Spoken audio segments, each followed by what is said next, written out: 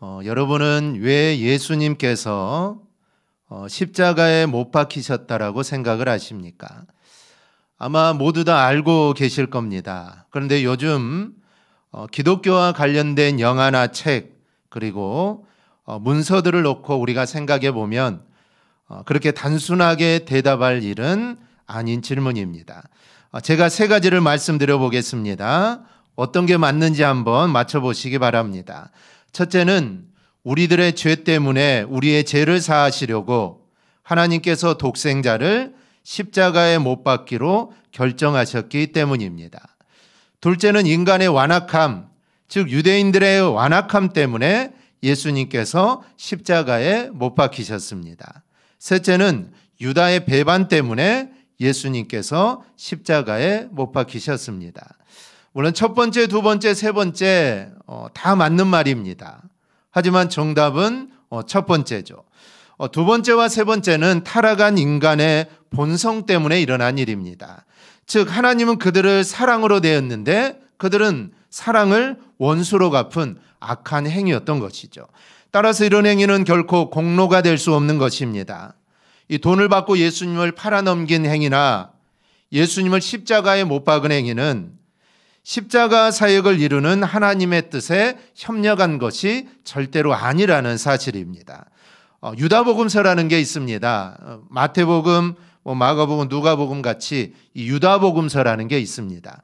물론 성경 66권에는 들어가 있지 않지만 유다복음서가 있는데 말 그대로 유다에 관한 이야기입니다.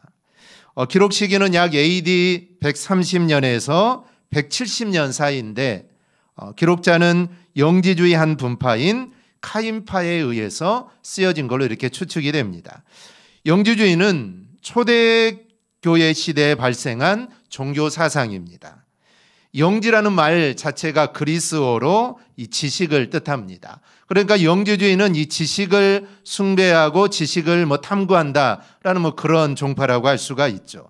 이들은 영적인 구원을 얻기 위해서는 특별한 지식이 필요하다라고 말을 합니다. 그리고 예수님이 육신을 입고 이 땅에 오신 것을 부인합니다. 그래서 그 당시에는 이단으로 규정된 이 사상입니다. 이들이 쓴 이 유다복음서는 약 26쪽 분량인데 이 사본이 1976년 이집트 한 골동품 시장에서 발견이 되었습니다. 이 책은 유다가 다른 사도들에 비해 훨씬 더 우위에 있다라고 이 기술을 합니다. 여기서 유다는 예수님이 육신을 벗어야 부활할 수 있음을 유일하게 인식한 제자로 나옵니다. 그래서 유다는 예수님의 수제자로 나오죠.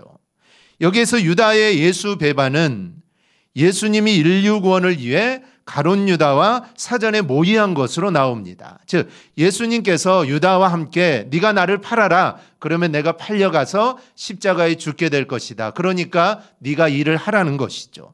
이 책에는 이런 글들이 나옵니다. 너는 오랫동안 저주를 받을 것이지만 그들을 다스릴 것이다.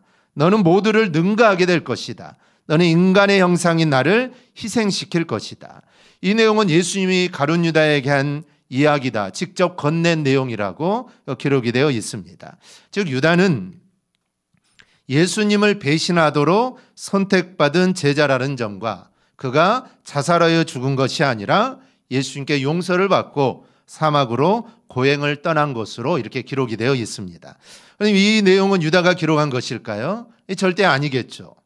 왜냐하면 그는 자신의 잘못과 실패를 인정하고 자살했기 때문에 사실 이런 글을 쓸 시간도 없고 그런 심리적인 여유도 아마 없었을 겁니다. 그 당시 정통파 기독교인들은 예수님만이 신과 인간의 모습을 지닌 유일한 사람으로 이렇게 인식을 했습니다. 그런데 영지주의자들은 이 보통 인간들도 신과 연결될 수 있다라고 확신을 합니다. 그래서 예수님을 통한 구원이 아니라 예수님이 자신들에게 전달한 이런 비밀 지식을 통해 구원을 받을 수 있다라고 주장을 합니다. 그래서 그들은 그 당시 이단이 된 것이죠. 요즘 이단들과 거의 비슷합니다. 요즘 이단들도 자신에게만 전해준 비밀이 있다고 하죠. 그리고 그것을 믿어야만, 즉 우리에게 와서 그것을 믿어야만 구원을 받을 수 있다는 것입니다. 예수님을 인정하지 않죠. 자신이 재림 예수라고 합니다. 자신을 믿어야 구원받을 수 있다라는 것이죠. 하지만 우리는 이러한 속임수에 절대로 넘어가서는 안 됩니다. 여러분, 정말 우리가 알고 있고 정말 우리가 확신하는 것이지만 구원은 오직 예수에게만 있는 것입니다. 오직 예수를 믿어야 여러분 구원을 받습니다. 그래서 예수 외에 구원받을 수 있다, 아니면 예수도 믿고 다른 것도 믿어도 구원받을 수 있다, 이런 것은 모두 다 이단입니다. 오직 예수에게만 구원이 있다라는 것이죠. 그런데 우리는 이 모든 사실을 잘 알고 있습니다. 하지만 안다고 해서 끝나는 게 아니죠. 여러분, 이단에 빠진 사람들 몰라서 이단에 빠진 게 아닙니다. 예수님만이 구원자라는 것을 몰라서 이단에 빠진 게 아니죠. 다 알고 있습니다. 너무나 잘 알고 있죠. 그런데도 이단에 빠집니다. 그러니 우리는 오직 예수에게만 구원이 있다라는 이 사실을 확신하고 우리의 믿음을 단단히 지켜나갈 수 있기를 바랍니다. 따라서 우리가 이런 교회에 분명하게 정리해 두어야 할 것이 있습니다. 그리스도의 십자가의 처형은 첫째는 우리의 죄 때문이고, 둘째는 타락한 인간의 악한 행위 때문이다라는 사실입니다. 다시 말씀드리면 인간의 죄 때문이고, 그리고 인간의 죄에 의해서 되어진 결과가 바로 예수님의 십자가의 처형입니다. 오늘 우리는 예수님의 십자가 처형에 있어서 예수님의 십자가에 못 박은 악한 행위자들과 그리고 십자가를 의도하신 하나님의 뜻이 이루어지는 내용들을 우리가 함께 좀 묵상하려고 합니다. 그래서 이 말씀의 이해를 돕기 위해 제가 앞서 유다복음서를 언급한 것입니다. 악한 자들이 예수님을 십자가에 못 박은 것은 하나님의 일에 협력한 것이 절대로 아닙니다. 유다가 예수님을 팔고 유대인들이 예수를 십자가에 못 박으라고 했다고 해서 그들이 예수님이 십자가에 못 박아 돌아가시는 일에 협력한 것이 절대 아니라는 것이죠. 유다가 예수를 팔지 않았어도, 유대인들이 예수님을 십자가에 매달지 않았어도 예수님이 이 땅에 오신 목적이 죽으시고 부활하신 게 목적이기 때문에 분명히 다른 방법을 통해서도 그 뜻은 이루어지는 것입니다. 그래서 그들은 절대로 협력자도 아니고 공로자도 아니라는 사실입니다. 여러분, 용광로에 물건이 떨어지면 어떻게 될까요? 타겠죠. 타는 것은 이거는 당연한 일입니다. 불이 그 물건을 내가 태워야겠다, 용광로에 떨어진 물건을 내가 태워야겠다라고 그렇게 의도나 열심 같은 것은 필요 없습니다. 그냥 용광로에 떨어지기만 하면 모든 물건은 그냥 모두 다 타버리게 되었다라는 것이죠. 마찬가지입니다. 악한 세상에 의로우신 예수님이 오시면 누군가가 의도하지 않아도 예수님은 죽게 되어 있습니다.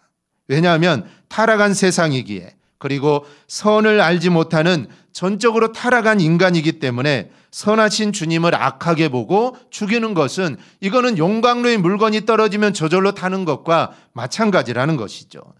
여러분, 검은 세상에는 흰 것이 더러운 것처럼 보입니다. 모두 다 검은데 혼자 희면 그게 더러운 것이죠.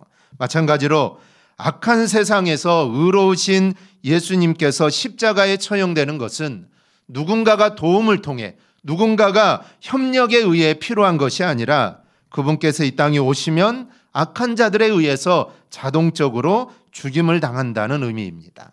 이 사실을 요한복음 1장에서 이렇게 말씀합니다. 빛이 어둠에 비치되 어둠이 깨닫지 못하더라. 여러분, 정말 캄캄한 밤에 촛불 하나만 켜줘도 이거는 눈에 띕니다. 모를 수가 없죠. 그런데 어두운 세상에 빛이 비쳤는데 이걸 아무도 알아보지 못합니다. 여기서 빛은 예수님입니다. 예수님은 죄악의 어둠을 밝히는 구원의 빛이고, 무지의 어둠을 밝히는 진리의 빛이고, 절망의 어둠을 밝히는 희망의 빛입니다. 주님은 친히 자신을 세상의 빛이라고 하셨는데, 이 말씀처럼 주님은 어둠을 내어쫓는 빛이시고 빛으로 이 세상에 오신 겁니다. 그럼 빛과 대립되는 어둠은 뭘까요? 우리가 살고 있는 이 세상입니다. 즉, 이 세상이 그 주님을 깨닫지 못했다는 것이죠. 심지어 메시아를 알아보지 못하고 십자가에 죽였습니다. 여기서 우리가 한 가지 분명한 사실을 확인할 수 있습니다. 이 세상에 속한 자들의 실상이라는 것이죠. 그들은 어두움에 속하여 빛을 보지 못합니다. 그들은 죄악에 둘러싸여 있습니다. 무지와 절망 가운데 있으면서 자신들의 처지를 알지 못합니다. 이러한 모습은 바울이 사울이었을 때의 모습과 똑같습니다. 바울은 예수를 믿기 전에 자신이 하는 일이 의로우며 정당하다고 여겼습니다. 이 일은 하나님을 위해 내가 지금 충성하는 일이라고 알았던 것이죠. 그래서 예수 믿는 사람들을 잡아다가 옥에 가두기를 했고, 또 스데반 집사가 죽을 때 그 일이 옳다라고, 그 일은 합당하다고 증인이 되기도 했던 사람입니다. 하지만 빛으로 오신 예수 그리스도를 만나고 나서 그는 이전에 자신이 했던 모든 것들이 얼마나 잘못되었다라는 것을 그는 뼈저리게 느끼게 됩니다. 그래서 자신을 죄인 중에 괴수라고 했던 것이죠. 자신의 인생을 회고하면서 얼마나 그때를 가슴 아파했는지를 우리는 알 수가 있습니다. 그러므로 정말 지식이 많고 사회적으로 존경을 받는 위치에 있다고 해도 여러분, 예수가 없는 이들은 인생을 허비하고 있는 겁니다. 그런데 우리는 빛으로 오신 예수님을 알고 또 그분을 우리는 믿고 있습니다. 그러니 여러분, 이게 얼마나 감사한 일인지 모릅니다. 그래서 예수를 믿는 것, 즉 내가 예수를 믿고 구원받는 것이 바로 복 중의 복이라는 것입니다. 세상에서 잘 되고 정말 예수 믿고 세상에서 잘 되는 것도 복이지만 그거는 세 발의 피입니다. 내가 예수 믿고 내가 구원받은 것, 이게 바로 복 중의 복입니다. 여러분, 이 복을 절대로 놓치지 않고 평생 살아가기를 축복합니다. 오늘 본문을 통해 우리는 예수님께 십자가에 달려 죽으시는 모든 과정 속에서 두 가지를 보게 됩니다. 하나는 악한 인간이고 또 하나는 선하신 하나님의 뜻이 이루어지는 것입니다. 얼마나 인간이 악한지, 그리고 그 속에서 하나님의 뜻이 얼마나 철저하게 이루어지는지 우리는 이 두 가지를 보게 됩니다. 먼저 인간의 악한 모습입니다. 사실 빌라도는 예수님을 놓아주려고 많은 노력들을 했습니다. 그런데 유대인들에 의해서 결국은 예수님께서 십자가 영틀에 못 박히게 됩니다.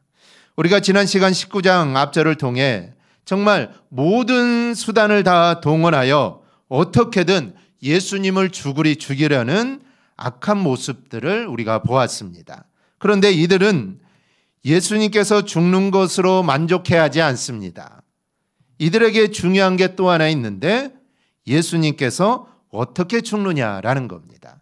이제 예수님은 죽게 되었습니다. 그런데 어떻게 죽느냐라는 것이죠. 말 그대로 예수님은 죄인으로 죽어야 합니다. 그래야 그들의 명목이 사는 것이죠. 그런데 빌라도가 예수님의 제목을 나사렛 예수 유대인의 왕이다라고 기록을 합니다. 그런데 이들은 이 제목이 눈에 거슬렸던 것이죠. 그래서 빌라도에게 이렇게 말합니다. 21절을 보면 유대인의 대제장들이 빌라도에게 이르되 유대인의 왕이라 쓰지 말고 자칭 유대인의 왕이라 쓰라 하니, 즉 이들이 유대인의 왕이 아니라 자칭 유대인의 왕이라고 써달라고 합니다. 이 말은 예수가 스스로, 즉 사람들이 인정하지 않는데 자기 자신이 유대인의 왕이라고 했다라는 것입니다. 자칭 유대인의 왕이라는 것이죠. 이들이 요청한 이유가 있습니다. 만약 예수가 유대인의 왕이라는 이 팻말이 만약에 이 내용이 사실이라면 어떻게 될까요? 그들은 메시아로 오신, 즉 유대인의 왕으로 오신 메시아, 즉 왕을 죽이는 대역죄를 포함하게 되는 것입니다. 그렇기 때문에 유대인의 왕이 아니어야 하는 것입니다. 그래서 자칭 유대인의 왕이라는 것이죠. 예수라는 사람이 그냥 자기가 나는 유대인의 왕이라고 했다는 것입니다. 그렇게 해달라라는 것이죠. 이들은 의로우신 예수님, 죄인을 구원하고 오신 거룩하신 하나님을 어떻게든지 악인으로 만들려고 발악을 하고 있는 것입니다. 의인을 죄인으로 만들어서 지금 자신들의 행위가 정당하다는 것을 사람들에게 인정받기 위해서 완벽하게 위장을 하고 있는 것입니다. 사실 이런 경우는 세상법은 죄질이 나쁘다고 해서 형벌을 더 무겁게 해야 합니다. 여러 해 전에 의정부에서 접촉사고를 내고 달아난 운전자가 이 누이치기는커녕 발뺌과 거짓말로 일관한 적이 있습니다. 의정부에는 가지는 않았다. 갔어도 친구 집에 있었다. 운전을 하지도 않았다. 음식점에 갈 때만 운전을 했다. 지나갔어도 사고 장소를 지나가기만 했다. 이렇게 진술을 계속 번복하면서 거짓말을 하자 법원에서는 이례적으로 무거운 형벌을 선고하기도 했습니다. 이런 얘기는 사실 정작 참작이나 그런 게 되지 않습니다. 오히려 괘씸죄까지 더해져서 더 무거운 형벌을 받게 되는 겁니다. 여러분, 예수님을 죽인 이들의 죄가 용서받을 수 있을까요? 물론 그들이 죄를 인정하고 회개하면 용서받을 수 있습니다. 즉 하나님 앞에서 용서받지 못할 죄는 없습니다. 용서받을 수 있겠죠. 하지만 자신의 죄를 정당하다고 주장한다면 이거는 결코 용서받을 수가 없습니다. 유다복음서처럼 하나님의 크신 뜻을 이루는데 우리가 그 선하신 의도에 우리가 협력한 것이다. 만약 이렇게 주장한다면 아마 그 기록이 오히려 지옥에서 두고두고 무거운 형벌을 받을 증거가 될 것입니다. 비단 이것은 예수님께만 이렇게 악하게 역사한 것이 아닙니다. 지금까지 사탄은 하나님의 일을 위해서 정말 헌신하고 열심히 살아온 사역자들에게 끊임없이 역사해 왔습니다. 이 다니엘 3장을 보면 오직 하나님을 위해 살려고 했던 다니엘의 세 친구를 어떻게 죽이는가에 대해 나옵니다. 군대 중 용사 몇 사람이 명하여 사드락과 메삭과 아벳느고를 결박하여 극렬히 타는 풀물 가운데 던지라 하니.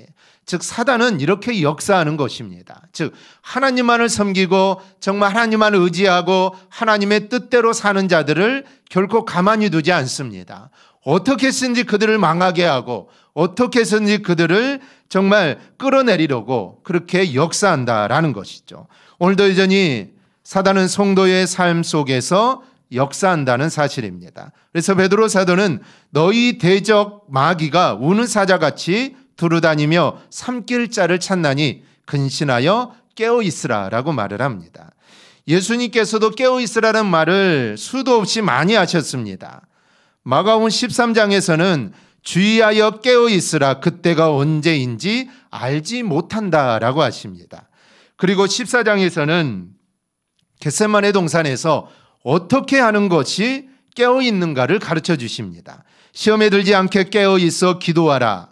즉 깨어있는 것은 여러분 기도하며 사는 것이 깨어있는 것입니다. 눈을 부릅뜨고 잠을 자지 않고 깨어있는 게 아닙니다. 즉 기도하며 사는 게 깨어있는 것입니다. 예수님이 제자들을 향하여 깨어있으라고 했던 것은 그들이 잠을 자고 있었던 것도 있지만 그들이 기도하지 않았던 것입니다. 지금 기도해야 할 때가 아닙니까? 예수님이 곧 십자가에 곧 죄인들에게 잡히시고 이제 십자가에 달리게 될 건데 그들의 스승이 죽게 될 건데 그들은 잠을 자고 있습니다. 기도해야 되는데 깨어있지 못했다는 것이죠. 사실 우리가 삶을 살다 보면 깨어있어야 할 때가 있습니다. 이때는 반드시 깨어 있어야 합니다. 다른 때는 좀 잠을 자고 좀 기도하지 않아도 되지만 정말 내가 깨어서 기도할 때가 있습니다. 여러분, 그때는 깨어 있어야 합니다. 그때는 기도해야 한다는 것이죠. 지금 제자들이 그렇다는 것입니다. 지금은 잠잘 때가 아닙니다. 지금은 깨어 있을 때입니다. 지금은 기도할 때라는 것이죠.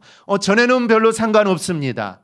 전에는 좀 자도 피곤해서 좀 자도 괜찮습니다. 하지만 지금은 아니라는 것이죠. 지금은 깨어 있어야 하고 지금은 기도해야 한다는 것이죠. 그런데 그들은 기도하지 못하고 깨어 있지 못했던 겁니다. 여러분, 악한 마귀는 신앙의 선진들을 죽이고 예수님을 십자가에 달리게 한 것처럼 우리 그리스도인들을 넘어뜨리려고 합니다. 그러면 사단은 어떤 자를 주로 표적으로 삼을까요? 사자의 경우를 통해 우린 쉽게 알 수 있습니다. 여러분, 이 자연 다큐멘터리 등을 보면 이 사자는 힘이 센 동물이 아닙니까? 밀림의 왕자가 아닙니까? 그렇다고 해서 내가 힘이 세다고 해서 아무 동물이나 공격하는 법이 없습니다. 사자는 먹는데 정신이 팔려 있거나 또 무리에서 떨어져 홀로 배회하거나 아니면 약하고 병들어 공격하고 쉬운 동물을 주된 사냥 목표로 삼습니다. 이와 마찬가지로 사단 역시 모든 성도들을 공격 대상으로 삼지만 직접적으로는 보다 공격하기 쉬운 자들을 주된 목표로 삼습니다. 즉 항상 깨어 기도하며 말씀으로 철저히 무장된 성도보다는 믿음 생활을 게을리하고 또 쾌락에 빠져 영적인 잠을 자고 있거나 또 신앙 공동체보다는 세상 주변을 배회하는 자들을 더 가까운 표적으로 삼는 것입니다. 왜냐하면 그들을 잡아먹기가 더 쉽기 때문이죠. 믿음 생활 열심히 하고 신앙 생활 열심히 하고 늘 항상 깨어있고 기도하는 자, 물론 그런 자들도 넘어뜨릴 수 있습니다. 그런 성도들도 넘어집니다. 하지만 그런 성도들을 넘어뜨리기보다는 그렇지 않는 성도들을 넘어뜨리기가 훨씬 더 쉽다라는 것이죠. 그래서 그런 자들을 표적으로 삼습니다. 그러므로 우리는 지금 이 시간도 정말 사단이 우는 사자와 같이 온 땅을 다니며 삼킬 자를 찾고 있다라는 이 사실을 우리가 기억해야 합니다. 그리고 말씀과 성령으로 철저히 무장하고 늘 깨어 있어서 이 사단의 공격을 물리치고 우리 주님이 도적같이 우리에게 임한다고 했는데 그때 부끄럽지 않는 모습으로 살아가는 우리 성도들이 꼭 될 수 있기를 바랍니다. 둘째는 성취되어지는 하나님의 뜻입니다. 민수기 23장 19절은 이렇게 말씀합니다. 하나님은 사람이 아니시니 거짓말을 하지 않으시고 인생이 아니시니 후회가 없으시도다. 어찌 그 말씀하신 바를 행하지 않으시며 하신 말씀을 실행하지 않으시라. 즉 하나님은 우리 인간과 다릅니다. 그래서 하나님은 거짓말을 하지 않습니다. 행하신 일을 두고 내가 왜 이렇게 했을까? 우리 하나님은 후회하지도 않습니다. 말씀하시고 약속하신 것은 반드시 이루십니다. 하나님의 약속이 얼마나 철저하게 이루어지는가를 오늘 우리는 예수님께서 십자가에 달리시는 현장 속에서도 우리는 확인하게 됩니다. 우선 십자가에 달려 돌아가심으로 십자가를 바라보는 죄인들을 구원하셨습니다. 일반적으로 사형 집행은 공개가 되지 않습니다. 그러나 예수님의 십자가의 처형은 공개적으로 집행이 됩니다. 십자가에 못 박히는 과정과 또 예수님의 옷을 벗겨서 가져가는 일까지 그리고 예수님께 십자가에 못 박히신 제목까지 아주 상세하게 공개됩니다. 예수님의 처형을 공개한 목적은 아마 유대인들의 요구 때문이었을 겁니다. 이제까지 예수님이 말한 모든 내용이 거짓이라고 믿게 하려고 아마 그렇게 했을 것입니다. 하지만 이것은 역설적으로 하나님의 뜻을 이루는 것이 되어버립니다. 민수기 21장을 보면 이 가나안에 대한 불평과 불신으로 이스라엘 백성들이 불뱀에 물려 죽어가게 됩니다. 그때 하나님 모세의 기도를 들으셔서 모세에게 놋으로 불뱀 모양을 만들어 장대 위에 달라고 합니다. 그리고 그 불뱀에 물린 자마다 장대에 달린 놋뱀을 보면 살리라고 하십니다. 여러분, 장대 위에 달린 뱀이 무슨 효과가 있겠습니까? 이것은 하나님의 말씀을 얼마나 신뢰하느냐입니다. 하나님 말씀을 신뢰하여 바라보는 자는 사는 것이고 하나님 말씀을 신뢰하지 못하여 바라보지 않는 자는 죽는 것입니다. 여러분, 이게 바로 신앙의 원리입니다. 십자가 역시 마찬가지입니다. 예수님을 십자가에 공개적으로 처형하심으로 십자가에 대한 두 가지 원리를 드러나게 하십니다. 하나는 십자가에 달리신 예수님을 바라보고 진정 예수님만이 하나님의 아들이심을 고백하는 자는 죄 씻음을 받고 구원을 받게 된다는 사실입니다. 다른 하나는 십자가를 바라보면서 예수님을 단지 죄인으로 생각하여 예수님의 말씀을 불신하는 자는 죄 씻음을 받지 못하고 구원의 기회를 얻지 못하는 겁니다. 이런 사실은 십자가 밑에 있는 두 부류를 통해 분명하게 나타납니다. 한 부류는 로마 군병들입니다. 이들은 예수님을 단지 죄인으로만 생각을 하죠. 이들은 자신들의 직무에 충실할 뿐입니다. 십자가에 달린 주님을 통하여 어떤 감동도 어떤 죄의식도 그들은 깨닫지 못합니다. 그런데 또 한 부류는 예수님의 어머니와 이모와 글로바의 아내 마리아와 막달라 마리아 그리고 사랑하는 제자들입니다. 이들은 예수님이 살아계실 때보다 지금 십자가에 달린 주님을 보면서 진정으로 하나님의 아들이심을 그들은 깨닫고 있는 것입니다. 둘째는 유대인의 왕으로 돌아가셨습니다. 유대인의 왕이라는 말은 분명히 희롱하기 위한 목적으로 붙여졌을 것입니다. 하지만 역설적으로 이 명패는 예수님의 참된 본질을 드러내게 됩니다. 이 조롱하기 위해 붙여졌던 이름이 결국에는 부활을 통하여 예수님만이 유대인의 왕이시고 우주적 왕권을 확증하는 이름이 되었던 것입니다. 또 하나는 하나님의 뜻이 온전한 성취는 다 이루셨다라는 예수님의 말씀에서 확인할 수 있습니다. 이렇게 예수님은 이 땅에 오셔서 주님이 하시고자 했던 일들, 즉 하나님이 예수님을 통하여 이루고자 했던 그 모든 일들이 하나도 남김없이 모두 다 이루시게 되었다라는 것입니다. 인간이 아무리 악한 방법으로 하나님의 뜻을 방해해도 하나님은 당신의 뜻을 이루어 가십니다. 사실 가룟 유다나 사실 유대인들도 어찌보면 하나님의 뜻, 주님이 이 땅에 오신 것을 방해하려고 했던 것입니다. 그래서 하나님의 뜻이 이루어지지 않게 하려고 했지만 하나님은 오히려 그 악한 자들의 모든 것들을 다 이용하셔서 결국에는 하나님 자신의 뜻을 이루셨다는 것입니다. 그 대표적인 방법이 십자가의 구원입니다. 그리고 가룟 유다의 배반입니다. 그가 하나님의 뜻을 이루기 위하여 배반한 것이 아니라 오히려 하나님은 유다의 배반까지도 그대로 받아들여서 하나님의 뜻을 이룬 것입니다.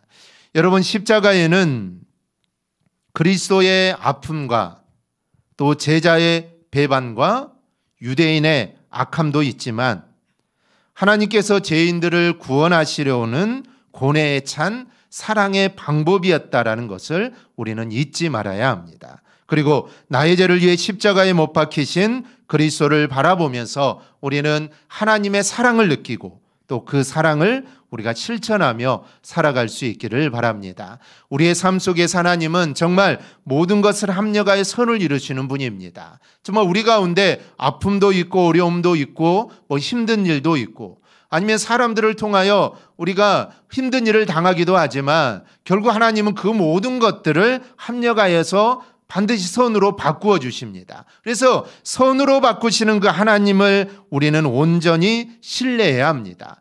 우리가 그 하나님을 신뢰하지 못하겠다면 십자가를 한번 생각해 보시기 바랍니다. 십자가를 바라보면서 정말 모든 것을 합력하여서 결국에는 하나님의 뜻을 이룬다라는 이 사실을 우리가 잊지 말고 우리가 하나님을 바라보며 늘 살아갈 수 있기를 바랍니다. 그리하여 주님의 십자가의 대속을 헛되이 하지 않는 삶을 우리가 꼭 살아가기를 주님의 이름으로 축원합니다. 아멘. 기도하겠습니다.